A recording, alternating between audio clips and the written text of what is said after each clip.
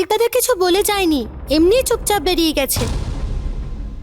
আমার মনে হলো ওনার কোনো কাজ পড়ে গেছে হয়তো, তো আমিও কিছু জিজ্ঞেস করিনি। হ্যাঁ, আমার মনে পড়েছে, কার্তিক যাওয়ার আগে নিহারিকার কথা জিজ্ঞেস করছিল। নিহারিকা?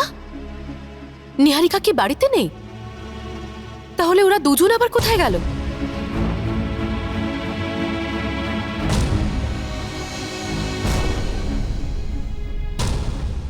কার্তিক,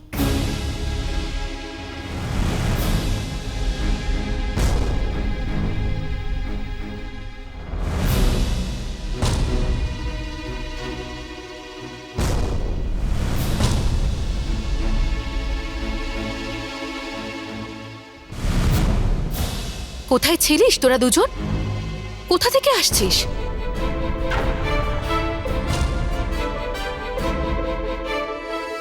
আমি যে কথাটা তোমাদের সবাইকে বলতে যাচ্ছি সেটা শুনে হয়তো তোমরা সবাই খুব জোরে আঘাত পেতে পারো।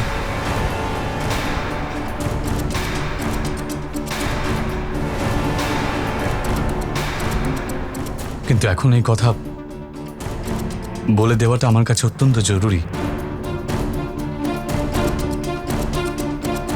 সেদিন রাতে আমরা যখন বিয়ে বাড়ি যাচ্ছিলাম আর মাঝ রাস্তাতে আমার শরীর খারাপ হয়ে যাওয়াতে আমি বাড়ি চলে আসি, আর তখন ওই রাতে আমার জ্ঞানই ছিল না। কিন্তু এখন তো তোর জ্ঞান আছে। সেই রাতে কি হয়েছিল কার্তিক, পরিষ্কার করে বলছিস না কেন? সেদিন রাতে আমি আর নিহারিকা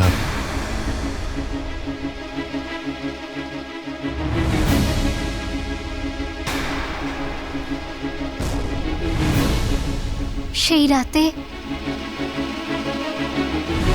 তুমি আর নিহারিকা দিদি কি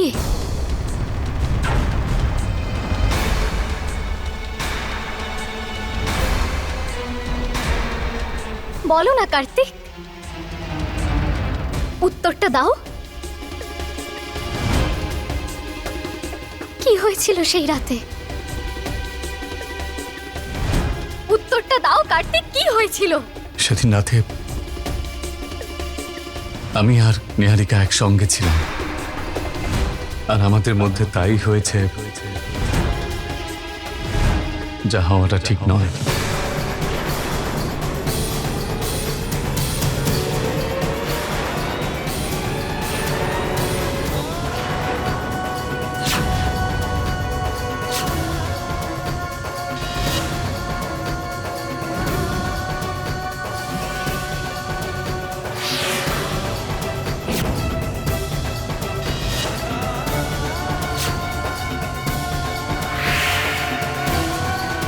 সুমন,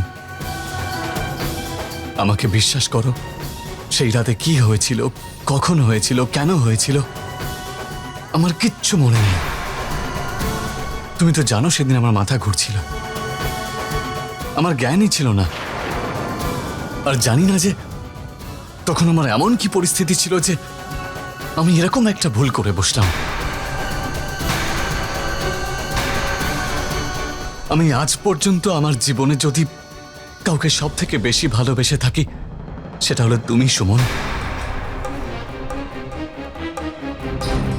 সুমন,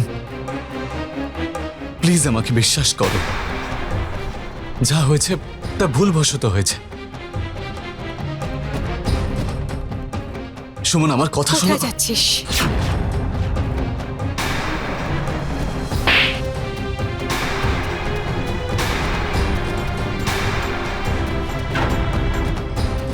হে ভগবান, এত নিচে নেমে গেছিস তুই? এত নোংরা কাজ কি করে করতে পারিস তুই কার্তিক? কার্তিক, তুমি এই পরিবারের, এই বংশের আদর্শ একজন সন্তান। তোমার তোমার চরিত্রকে উদাহরণ হিসেবে সবাই তুলে ধরে। তোমার কাছ থেকে এটা আশা করিনি কার্তিক।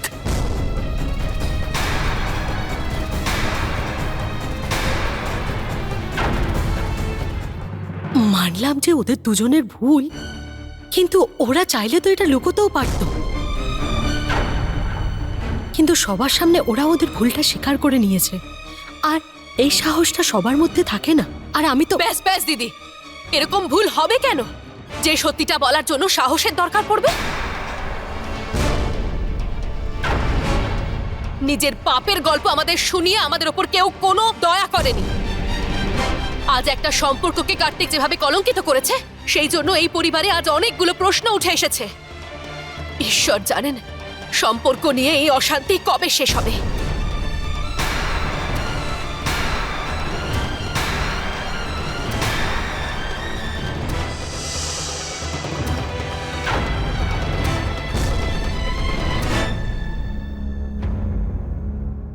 ওই রাতে আমার জ্ঞানই ছিল না। সেদিন রাতে আমি আর নিহারিকা একসঙ্গে ছিলাম, আর আমাদের মধ্যে তাই হয়েছে যা হওয়াটা ঠিক নয়।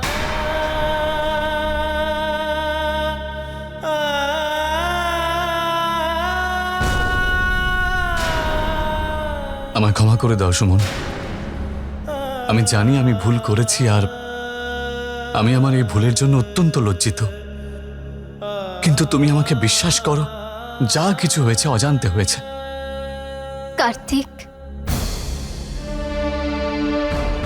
যা কিছু হয়েছে তার জন্য আমি তোমায় নয়, নিজেকে দোষ দিচ্ছি।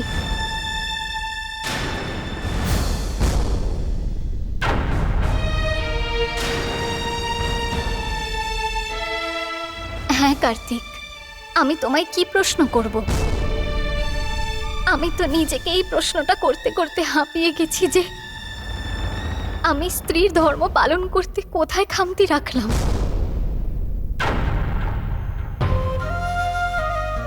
আমি প্রথমে তোমার প্রেমিকা হলাম,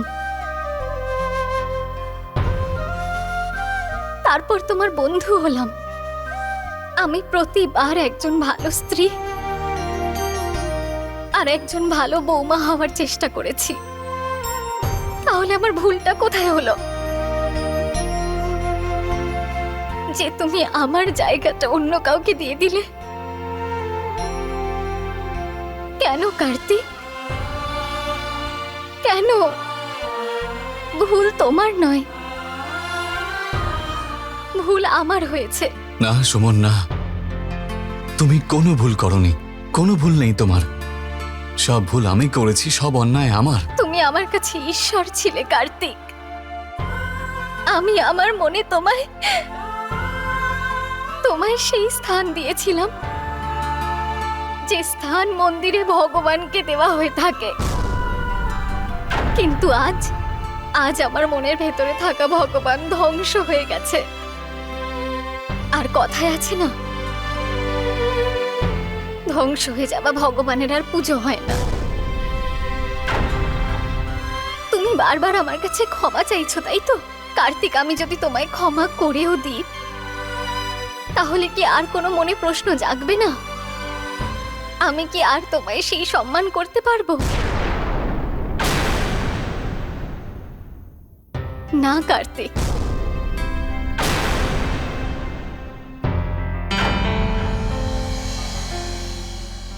এমন বলো না সুমন।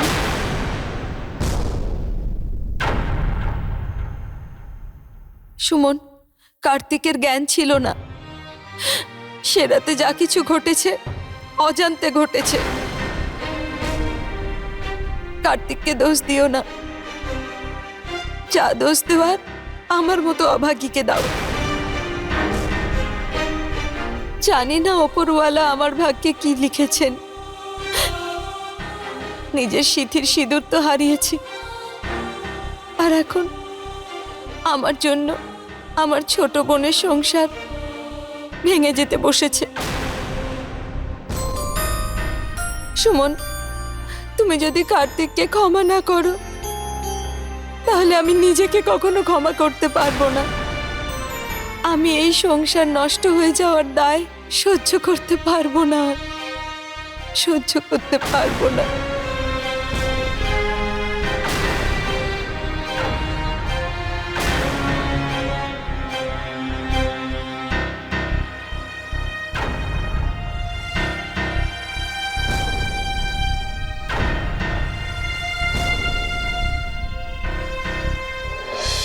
জানি না কেন আমি মন থেকে এই কথাটা কিছুতেই মানতে পারছি না যে কার্তিক দাদা এরম ভুল করতে পারে। হ্যাঁ করণ, বিশ্বাস তো আমারও হচ্ছে না এই কথাতে। কিন্তু সকলের সামনে তো ওই এখন অপরাধী। যে যাই বলুক না কেন, করণ আর আমার চিন্তাধারা একই আছে যে কার্তিক দাদা এটা করতেই পারে না। তাহলে ব্যাপারটা কি হলো?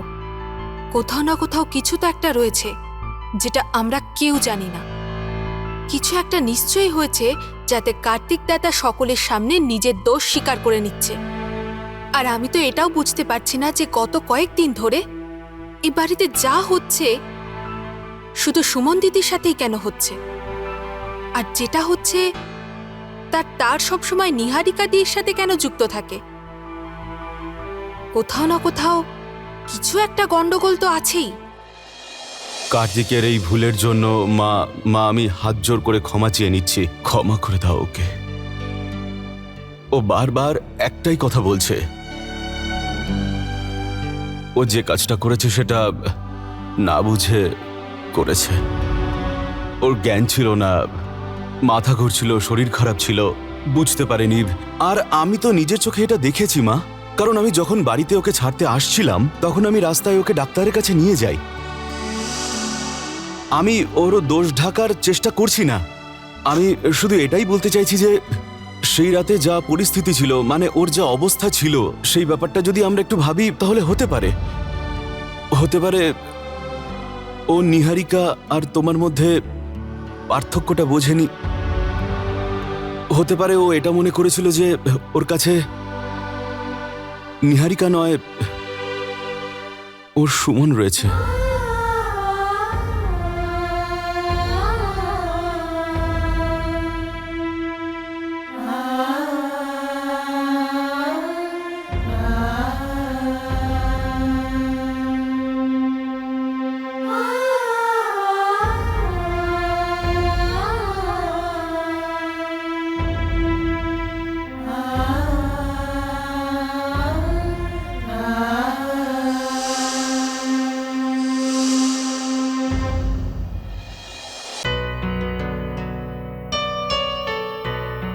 পারো,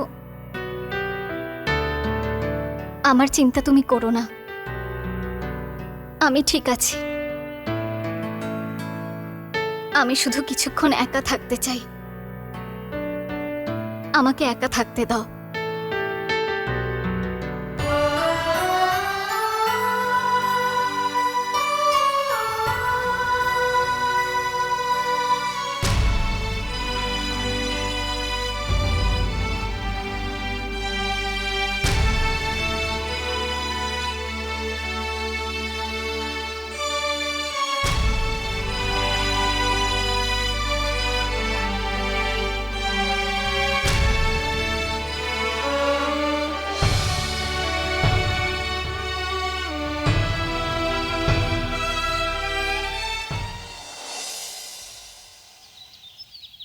জেঠিমা, আমি জানি না যে আমার আগামী দিনগুলো কেমন হবে।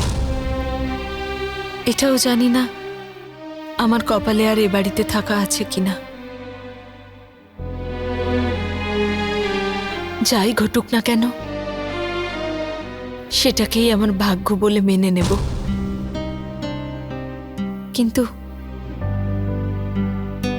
কিন্তু এখন সবকিছু ভুলে আমি সুমনের সাথে দেখা করতে চাই। ওর আজ যা অবস্থা তার জন্য তো আমিই দায়ী। আমাকে ওর সাথে দেখা করতেই হবে। কিন্তু নিহারিকা, এমনটা না হয় যে তুমি ওর কাছে যাবে, এটা সুমনের ভালো না লাগে। তাহলে ও রেগে যাবে আমার উপর। ওর সাথে যা কিছু ঘটেছে তার জন্য ওর আমার উপর শুধু রাগ করার নয়, আমাকে ঘেন্না করারও অধিকার আছে। কিন্তু তার মানে তো এটা নয় যে আমি ওর সাথে দেখা করব না।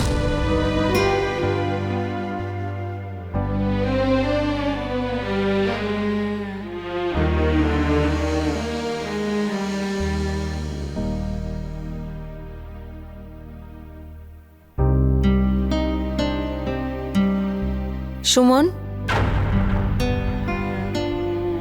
সুমন,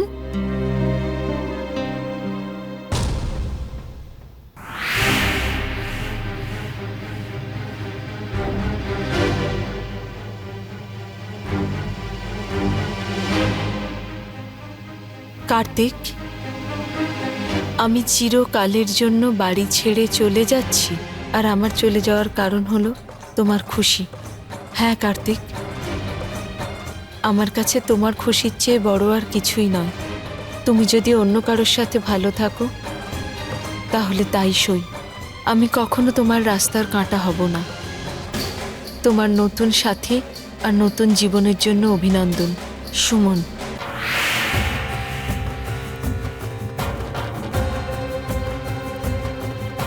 সুমন, তুমি খুব বুঝদার। তোমার এ বাড়ি থেকে চলে যাওয়ার সিদ্ধান্তটা আমার ভালো লেগেছে। সঠিক সময় সঠিক সিদ্ধান্ত নেওয়ার জন্য ধন্যবাদ।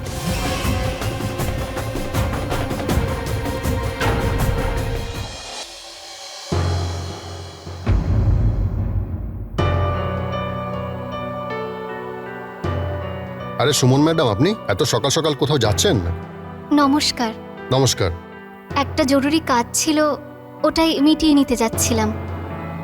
কিন্তু আপনি এখানে সকাল সকাল কেন? সেদিন ত্রিভুবন বাবু কার্তিককে নিয়ে আমার কাছে এসেছিলেন। কার্তিকের মাথা ঘুরে যাচ্ছিল। হ্যাঁ, তো আমি কার্তিকের ব্লাড টেস্টের জন্য ওনার ব্লাড স্যাম্পল নিয়েছিলাম, কিন্তু সেটার রিপোর্ট তো এখনো আসেনি। আমার কাছে ল্যাবরেটরি থেকে ফোন এসেছিল। সেই রিপোর্ট দেখে জানতে পারলাম, মানে আমি সত্যি খুব চিন্তিত আছি। এই কথাটা বলার জন্যই আমি আপনার কাছে আসছিলাম। এমন কি ধরা পড়েছে ওই রিপোর্টে? সুমন ম্যাডাম, কার্তিকের শরীর হঠাৎ করে খারাপ হয়নি।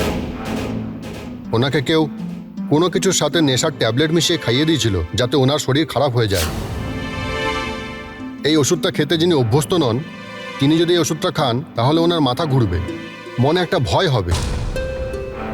এই ওষুধটা কিছুক্ষণের মধ্যেই পুরো শরীরে ছড়িয়ে পড়ে। আমার মনে হলো রিপোর্ট তো পেয়েই যাবেন, এটা ভেবেই আপনাদের জানাতে এসেছি। আপনি এই কথাটা যখন আমায় বলে দিয়েছেন, তাহলে দয়া করে বাড়ির সবাইকে এই কথাটা বলবেন না, না হলে ওনারা শুধু শুধু ভয় পাবেন। রিপোর্ট তো আপনার হাতে আসবেই, আর আমি নিজে গিয়ে আপনার কাছ থেকে ওই রিপোর্টটা নিয়ে আসব, আর সঠিক সময় বুঝে বাড়ির সবাইকে ওই রিপোর্টটা দেখিয়েও দেব। কিন্তু ততক্ষণ প্লিজ আপনি বাড়ির কাউকে কিচ্ছু এই বিষয়ে বলবেন না। ওকে সুমন ম্যাডাম, ঠিক আছে।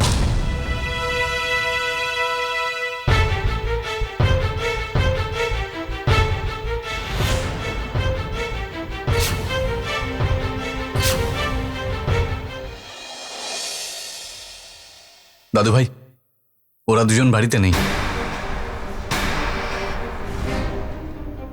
হ্যাঁ মা, আমি সারা বাড়ি খুঁজে দেখেছি, কিন্তু কার্তিক দাদা আর সুমন দিদিকে কোথাও দেখলাম না। কোথায় চলে গেল? হে ভগবান, এসব কি হচ্ছে এই বাড়িতে? কোথায় চলে যেতে পারে দুজন? ত্রিভুবন, বাবা আর একবার গিয়ে দেখে এসো তো। দাঁড়ান বাবা। দাদু, আমি আপনাকে কিছু দেখাতে চাই। বলো। আসলে ব্যাপারটা হলো যে দিদি,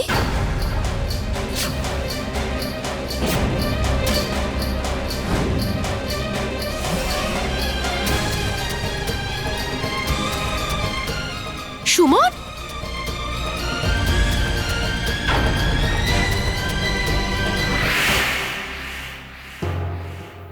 আপনারা নিশ্চয়ই ভয় পেয়ে গেছেন যে আমি হঠাৎ এইভাবে কাউকে কিচ্ছু না বলে কোথায় চলে গেলাম। ঘরে আমার একটু দম বন্ধ লাগছিল, তাই বাইরে একটু খোলা হাওয়ায় ঘুরছিলাম। যদি আপনাদের কোনো সমস্যা না থাকে তো আমি কিছুক্ষণ আমার ঘরে গিয়ে একটু বিশ্রাম করতে পারি? ঠিক আছে মা।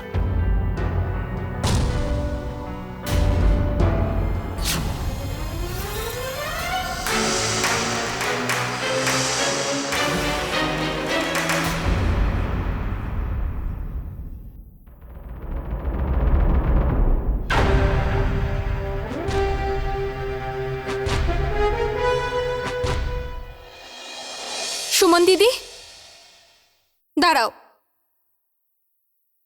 সত্যি কথা বলো, তুমি কোথায় গিয়েছিলে?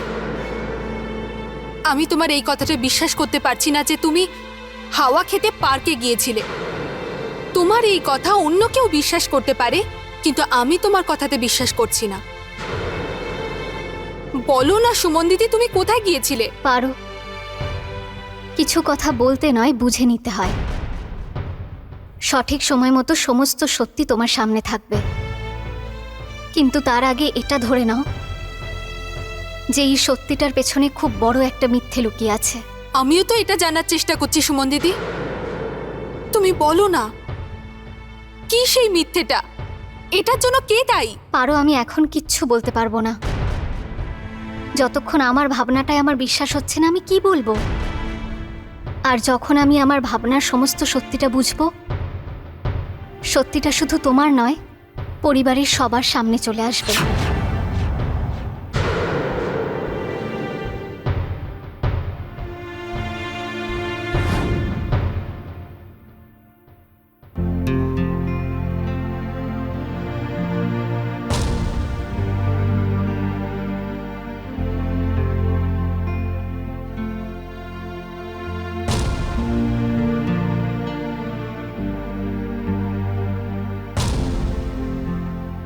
বাবা,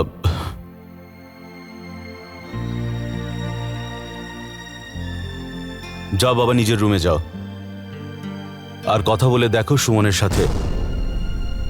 খারাপ পরিস্থিতির সময় নিজের মুখ লুকিয়ে চলে গেলে কখনো সমস্যার সমাধান হয় না।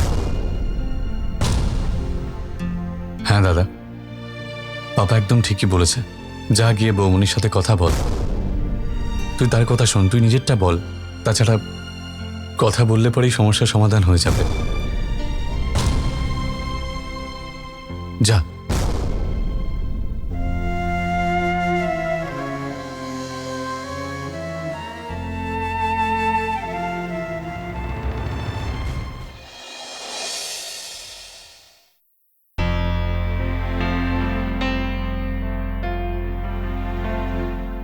আমি অফিস যাচ্ছি। কার্তিক,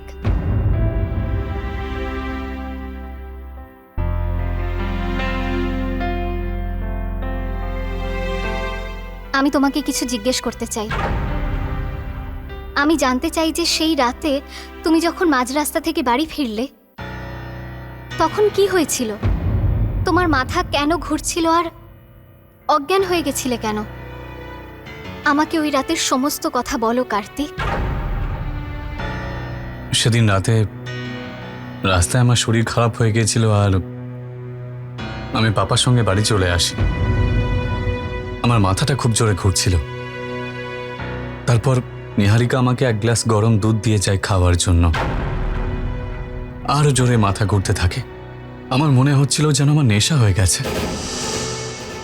তারপর আর আমার কিচ্ছু মনে নেই।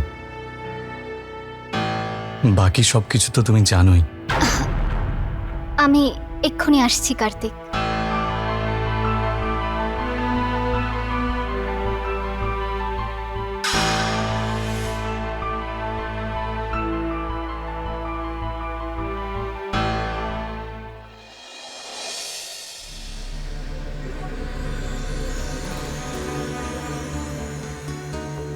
আমাকে এটা খুঁজে বের করতেই হবে। সুমন যদি বাড়ি ছেড়ে চলে গিয়েই থাকে, তাহলে ও ফিরে এলো কেন? ও বলল যে ও পার্কে গিয়েছিল, কিন্তু সেটা তো ডাহা মিথ্যে কথা। আমার তো মনে হচ্ছে সুমনের মাথায় নিশ্চয়ই কিছু চলছে।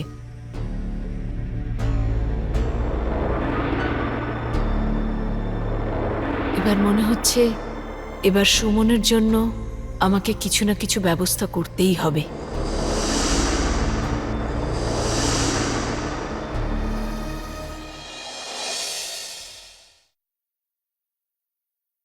জেঠিমা, নিহারিকা দি কোথায়? জানি না মা, মনে হচ্ছে রান্নাঘরে থাকতে পারে। ঠিক আছে, আমি এখানেই ওনার জন্য অপেক্ষা করছি। ঠিক আছে, আমি দেখছি। যদি দেখতে পাই তো আমি এই ঘরে পাঠিয়ে দেব।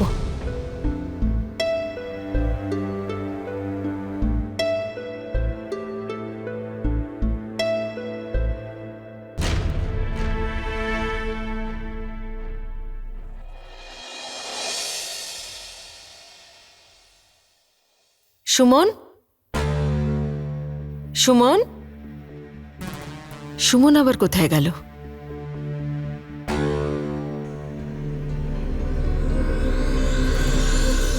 নমস্কার দাদা, আমি নিহারিকা বলছি। আমি ঠিক আছি, আপনি কেমন আছেন? দাদা, আমার মনে হচ্ছে আপনার সাহায্য দরকার। হ্যাঁ,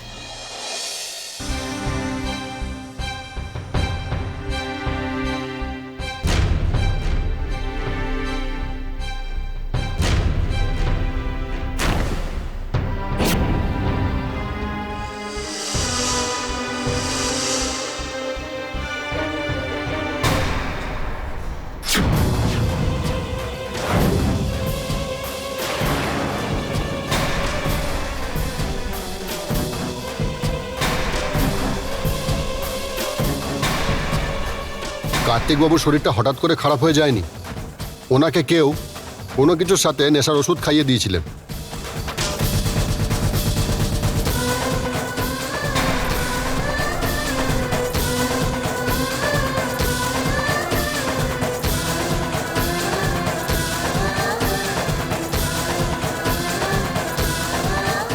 আরে টিপের পাতা কোথায় গেল? আমি এখানেই তো রেখেছিলাম।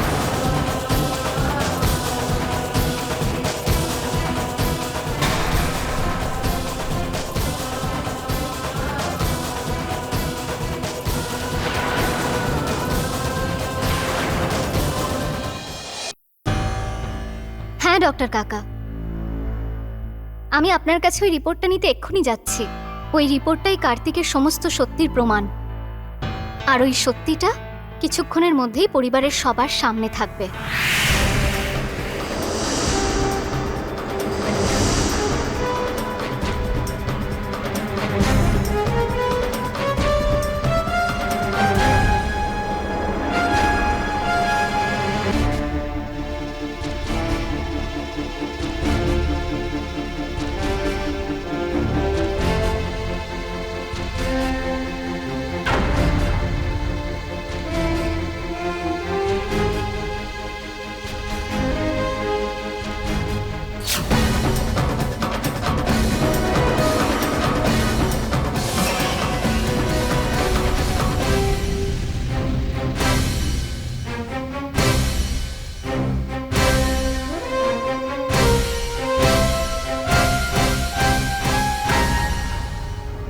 হ্যালো দাদা, আমি কিছুক্ষণ আগে আমাকে যে সাহায্য করার কথা বললাম সেটা আমার এক্ষুনি প্রয়োজন। হ্যাঁ দাদা, ঠিক আছে।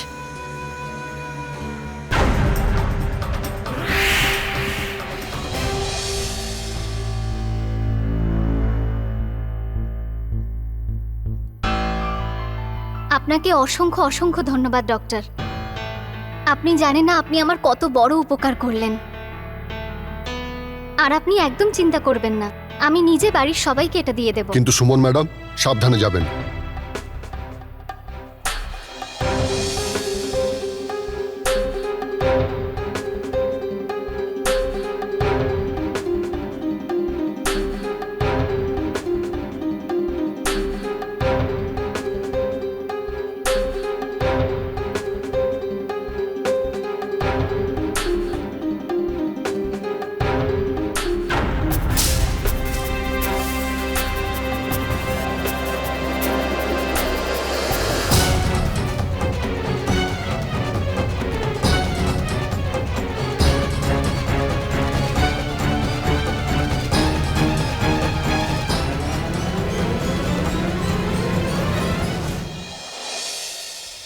কার্তিক, সুমনকে দেখতে পাচ্ছি না, এখনো বেরিয়ে আসেনি।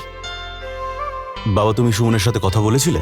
আমি ঘরে ঢুকতেও আমাকে জিজ্ঞেস করলো যে সেদিন রাতে কি হয়েছিল। আর আমি যখন ওকে সবকিছু খুলে বললাম তখন ও হঠাৎ করে কোথাও চলে গেল। ও আমার একটা কথাও শুনলো না। ঠিক আছে, আমি ওকে ডেকে নিয়ে আসছি। মা, সুমন বাড়ি ছেড়ে চলে গেছে।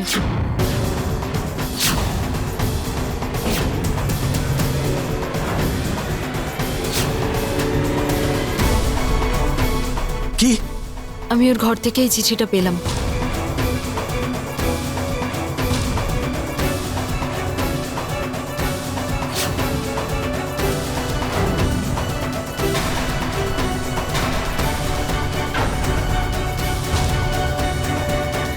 আমাকে ক্ষমা করে দিন মা, আমার জন্যই এই সংসারটা ভেঙে যাচ্ছে। এই সংসার ধ্বংস হয়ে যাওয়ার কারণ আমি।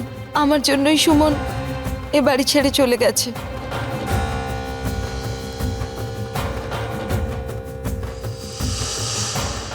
হে ভগবান, সুমন। করণ, পাপা, ও এর মধ্যে খুব একটা দূরে যায়নি হয়তো। চলো ওকে আমরা খুঁজে নিয়ে আসি।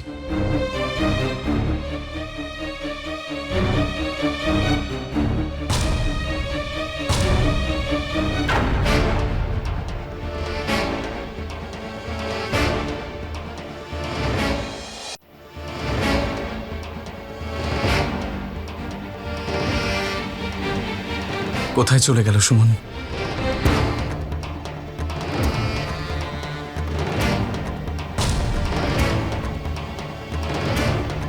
কখন থেকে ফোনে ট্রাই করছি, একবারও ফোনটা ধরছেই না ও।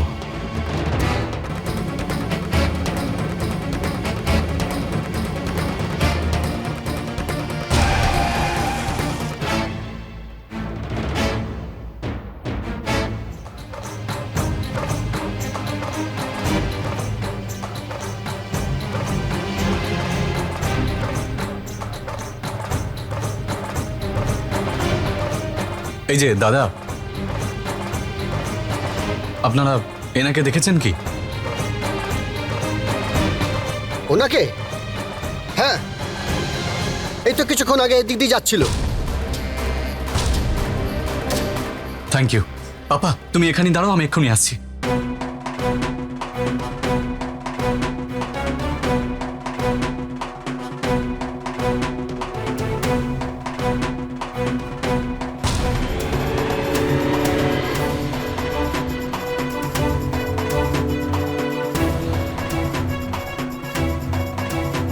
এই রুমালটা তো সুমনের।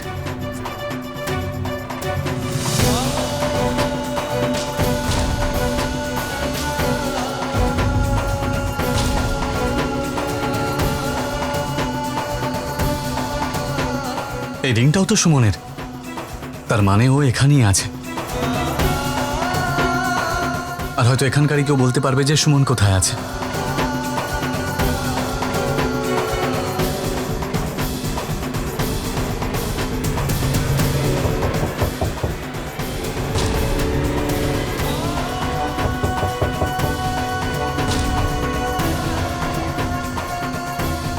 হ্যাঁ, বলুন। আপনি এনাকে কোথাও দেখেছেন?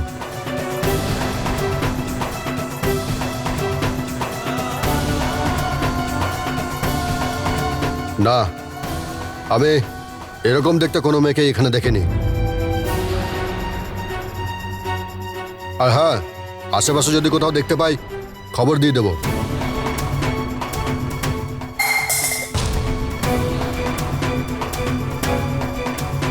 আরে কিছু না, ওই কিছু বেড়াল পুষে রেখেছি, এই দৌড়াদৌড়ি করছে হয়তো। কিন্তু আপনি যদি এনার ব্যাপারে কোনো রকম খোঁজ পান, এই নিন আমার কার্ড, অবশ্যই যেন এখানে খবরটা দেবেন। নিশ্চয়।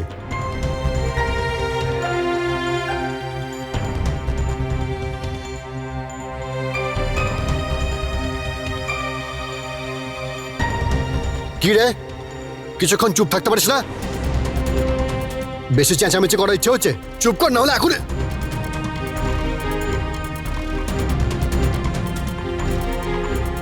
পাপা, এই দেখো, ওখানে ওই ঝোপের মধ্যে সুমনের রুমাল আর এই আংটিটা পেলাম। কিন্তু আমি শুধু এটাই বুঝতে পারছি না যে সুমন এখানে কি করছিল। ও এখানে কেন আসবে?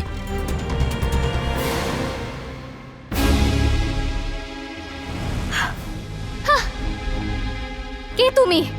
আর আমাকে এভাবে বেঁধে আটকে রেখেছো কেন? সুমন,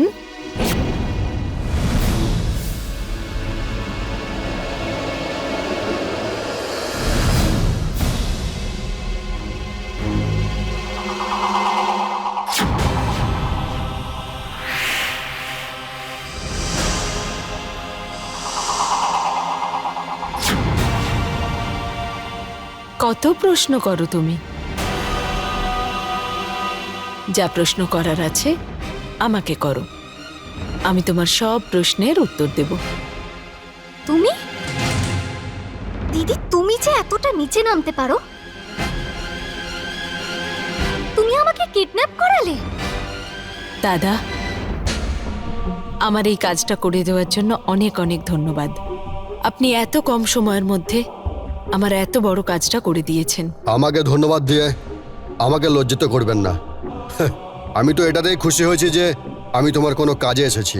আর তাছাড়াও তোমার স্বামী আমার ছোট ভাইয়ের মতো। আমি শুধু সম্পর্কের মান রেখেছি, বাস, আর কিছু নয়। দিদি, তোমার কি মনে হয় তুমি আমাকে কিডন্যাপ তো করিয়েইছো নিহারিকা দিদি, কিন্তু এরপর কি করার ইচ্ছে আছে তোমার? তোমার কি মনে হয় কার্তিক আর আমাদের বাড়ির প্রত্যেকটা মানুষ তোমার এই আচরণটা জানতে পারবে না? এটা তোমার ভুল ধারণা। তোমার পাপের ঘড়া পূর্ণ হয়ে গেছে, আর ওই সময়টাও দূরে নেই যখন বাড়ির প্রতিটা মানুষ তোমার আসল রূপটা জেনে যাবে। আমাকে এইভাবে আটকে রেখে তুমি কিচ্ছু পাবে না। আরে চুপ কর।